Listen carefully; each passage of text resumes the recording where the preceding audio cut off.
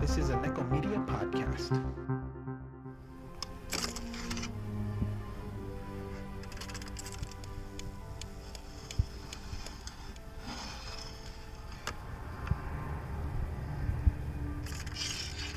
What's your pleasure, sir?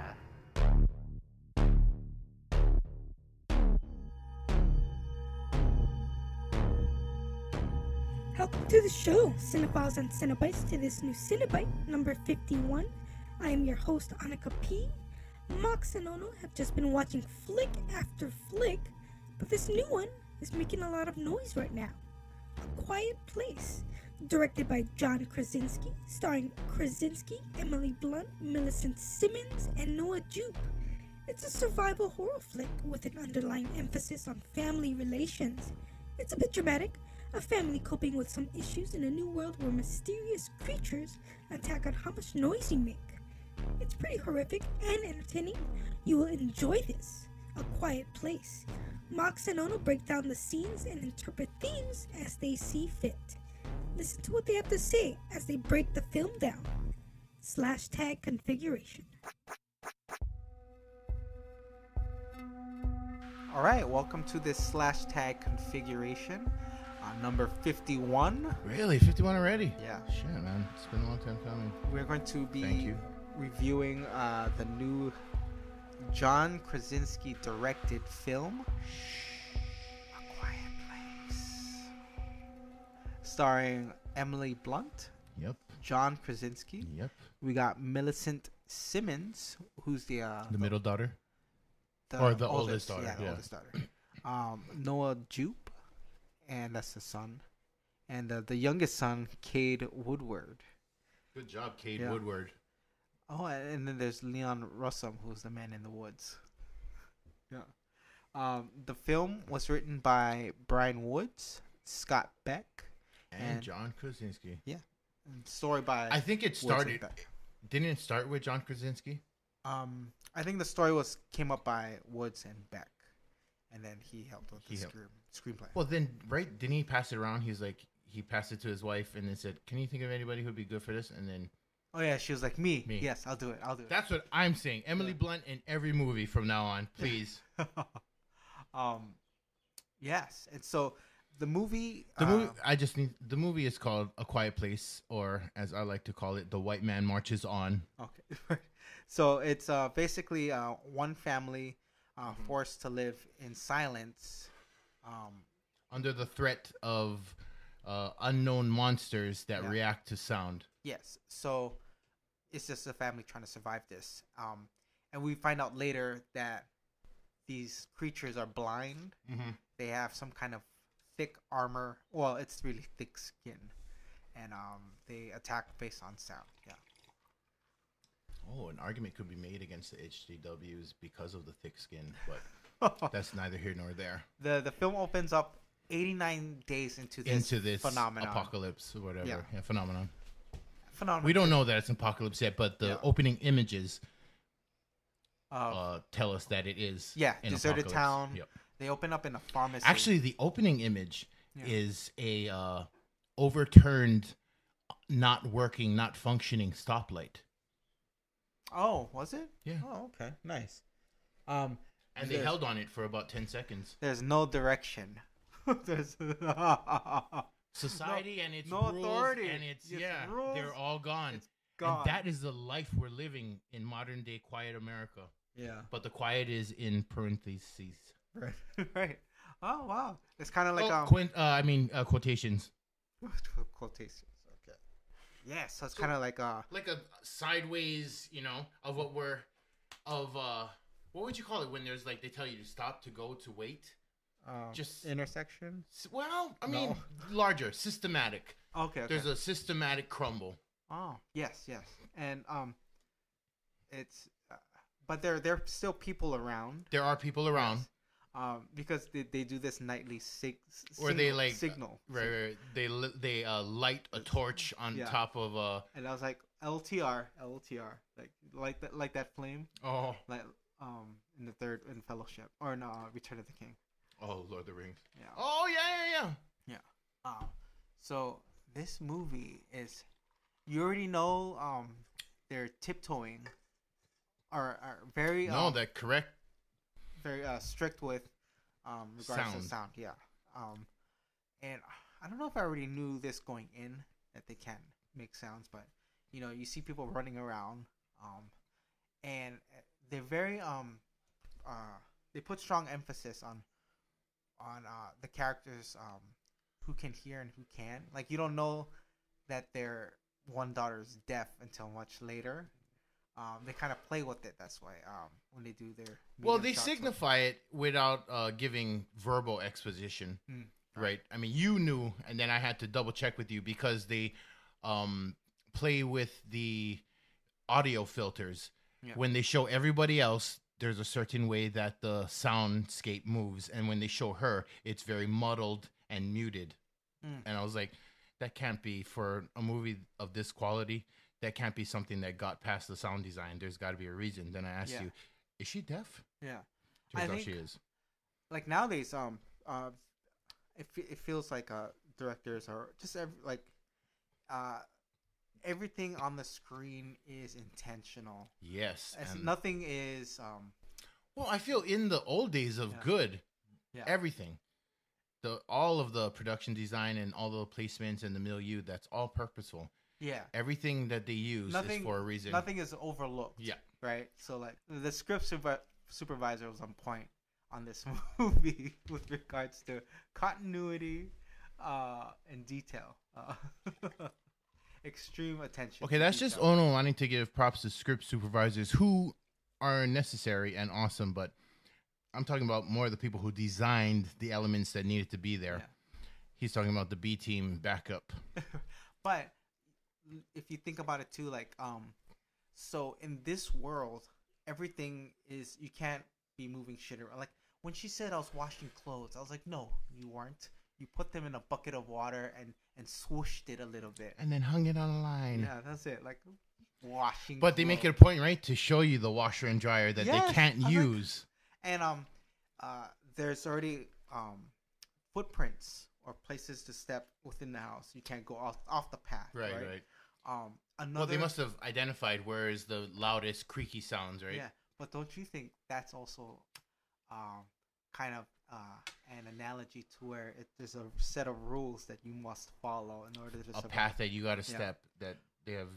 And it's like, you see all the debris, like, on the floor. Like, they don't clean house. Like, they leave the leaves alone. Like, just little things. Like, you can't be sweeping in the house. Like, it's any crazy. Extraneous movement that causes noise needs to be cut out from this world, right? So cleaning, we just don't have that luxury. That's They also don't close doors.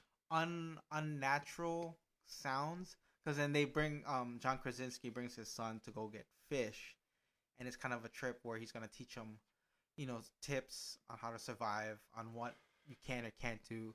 And he said you can be loud, kind of near a river, because only it's if loud.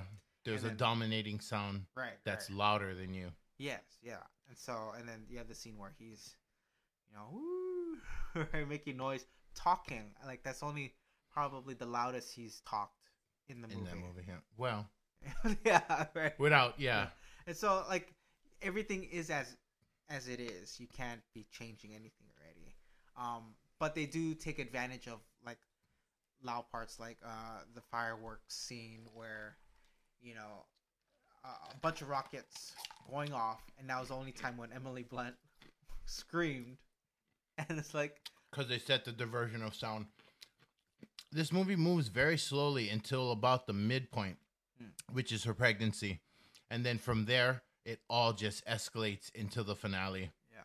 There's a lot of things to break down in this film. Like, there really is. Like, when society is stripped of that sense of sound, or no, that's not a sense. It's hearing is the sense, right? Right. But the right, or the biological imperative. You remarked that it was feeling, and evidence of feeling is usually in sound. When we feel things, there is an associated sound and volume with it. Applause. Oh yeah. Yeah. Why do I not always like point out the dope shit you say? Anyways, but that's right. A muted society means muted emotions. Right, and there's no tolerance for anger anymore. I mean, you get angry, you're dead. Really? Right? Yeah. Yeah. So I was thinking to myself in the thing, like, what a horrible time to come of age as a 13, 14, 15-year-old girl. Yeah. You can't even throw a tantrum at your parents without the risk of being torn apart by monsters. That's that. Oh, poor girl. Like, she just has to internalize and suffer everything in basic silence. And on top of that, she's missing the key element of survival in this new world. She cannot hear. Yes. Oh man. Should we tell them what starts off the movie? I feel like that caught me off guard. Yeah. So maybe not. Okay. But there is a dissonant event in the beginning that sets apart our main character, which is the daughter, the girl, the deaf girl, and her father, John Krasinski. Yes. Cataclysmic event. And that is the overarching thoroughfare of emotion through the story. Yes. Because then that sets a lot of it defines the new relationships. Yes. The younger brother is now caught between being scared, but also knowing that his sister feels that their father does not love her.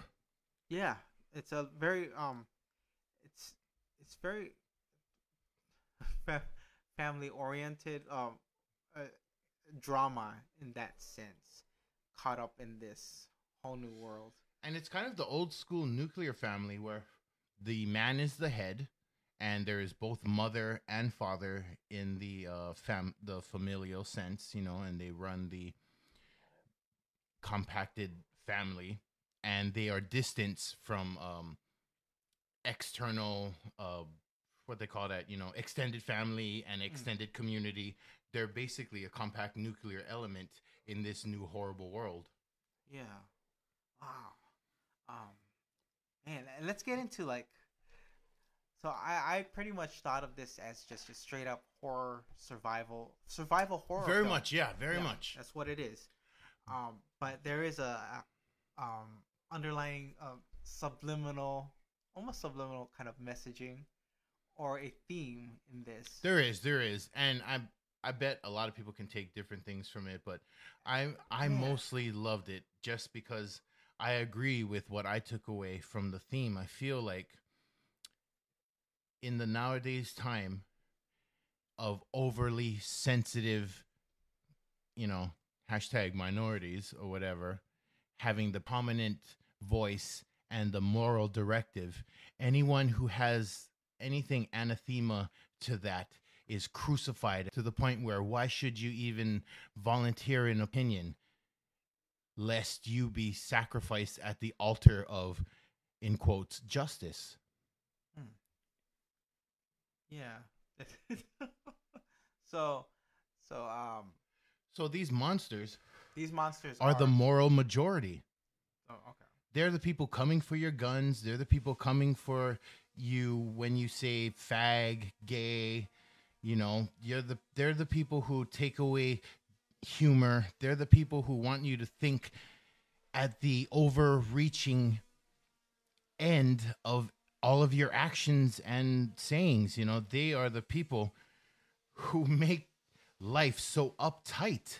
If we try to speak out,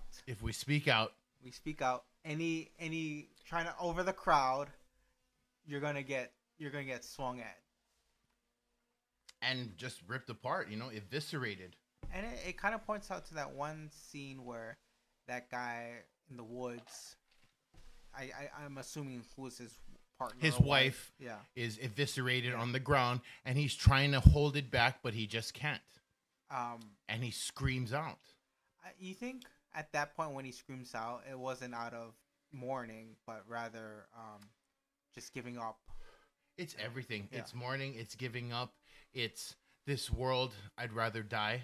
Yeah, and he got And they're also an old couple, an old white couple. Another thing to note is that everyone in this movie, every victim in this movie is white, and the monsters are black or at least colored.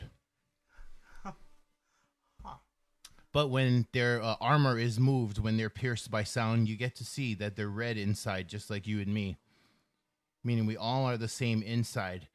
But these centurions of justice are keeping us in the basement. They want our kids. They want everything we have.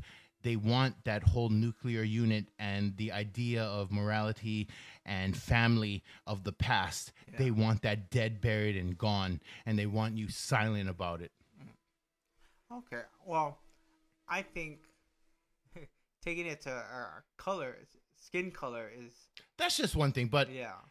Should we bring up the icon that sets off the plot? The shuttle? Yeah, sure. Okay. I feel like the shuttle is the shuttle sets is the image and the thing that sets the plot in motion if there is a plot in this character-driven movie. Yeah. But I feel like the shuttle represents mankind working together, all colors and races, for us to explore. Right. Oh, remember in the beginning he said, "A rocket is gonna save us." A rocket is gonna save us, the little boy says. Yeah. Oh, nice one. Right, that's the thing. We need to get on this rocket. That's both of us. So there is a divide, definitely, by culture, by politics, by opinion, and by color. But what gets us beyond where we are in this apocalyptic world is the rocket. And the rocket being all of us pitching in together to explore, to reach new worlds, new heights, new information. And that can't happen if, You think that was supposed to be the shuttle Discovery? Maybe. Yeah, all right. Ooh. I mean, you guys can't see but I gave him a look like, you know what? Yeah. Maybe. I hadn't thought of that, but yeah. All right. That's another detail. Like they picked the shuttle. They do. And what we just said earlier, right? Nothing happened incidentally. Someone picked it for some reason, and that's why it appears in the final cut. It wasn't a fire truck. It wasn't a police truck. Wasn't a fire, right. Anything that could have signaled noise and brought the monster, it could have been, but it was a shuttle. Yeah. Oh, wow. Interesting. Lots of symbolism in this film. Yeah, and for such a short film. Yeah. I feel they really get to it. This is a slow burn movie that doesn't exploit its audience by making them, I mean, maybe, sorry to say, but work that much.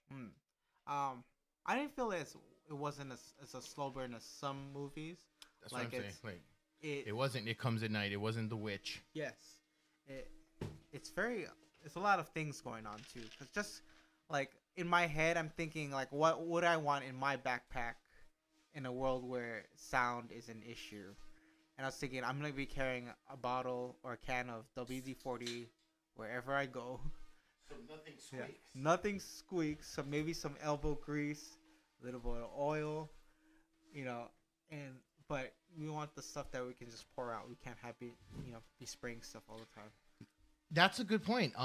I feel like it does allude to all of these other things that are interesting about the world, and it would have been great as a video game, but they really streamline it for this cinematic story. Yeah. But I mean, this is great, like The Last of Us. Well, you can't be making sounds in that one either, right? That's true. It was kind of Last of Us-ish, but yeah.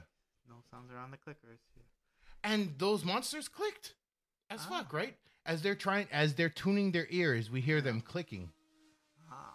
But yeah, and so the whereabouts or how these things came about, they don't explain. Yeah, it is irrelevant. You're right. Yeah, because I feel that is not on message.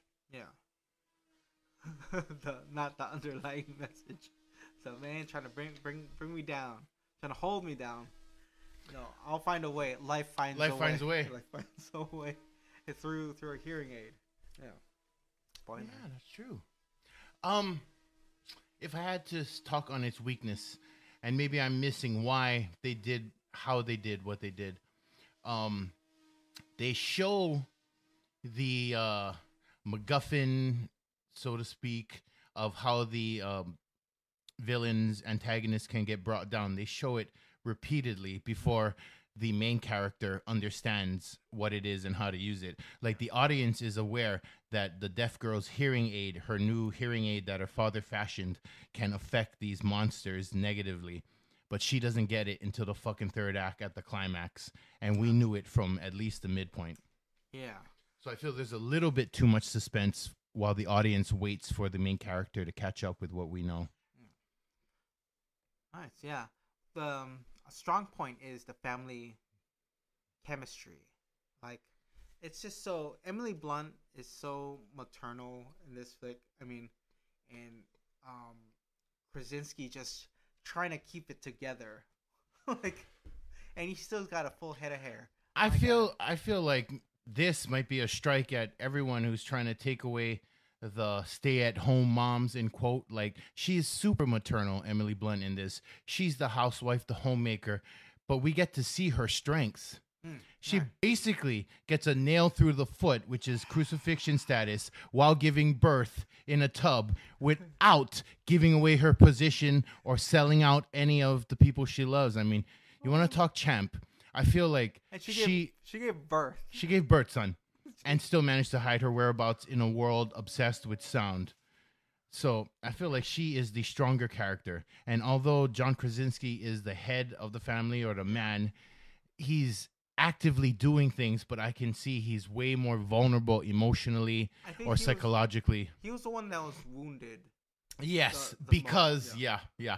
And we won't tell you why. We won't tell you why, but he was the one carrying that burden, and it comes to play at the plot point too. If you're familiar with structure, if you're not, disregard and just watch this movie. But yes, there's a lot. There's a lot, and it happens so quick. Like, if you're gonna do a slow burn movie, do it in 90 minutes.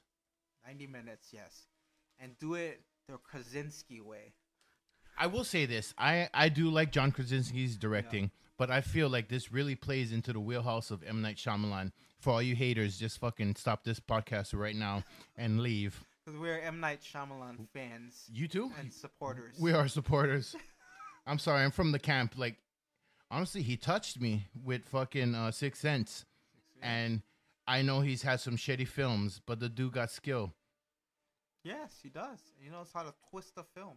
He does, and he knows how to keep you at the edge of your seat and how to spook you. And I feel like a lot of Krasinski's style in this film. Let's give a round of applause. For John Krasinski, Emily Blunt, and the rest of the crew. Good job.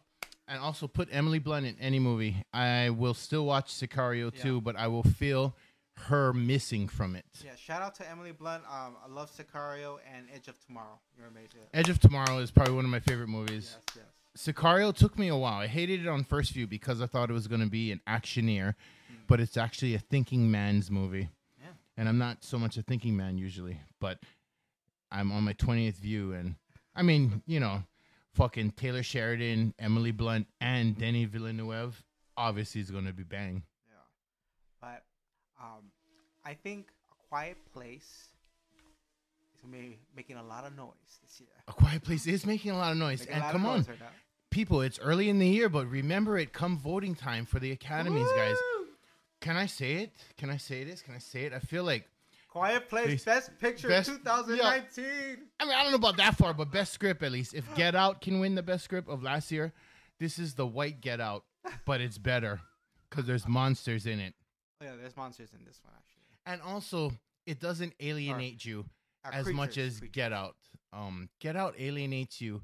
It makes you, if you're not a black man, it puts you as just intellectually understanding what's been happening, the cultural misappropriation and all of that bullshit.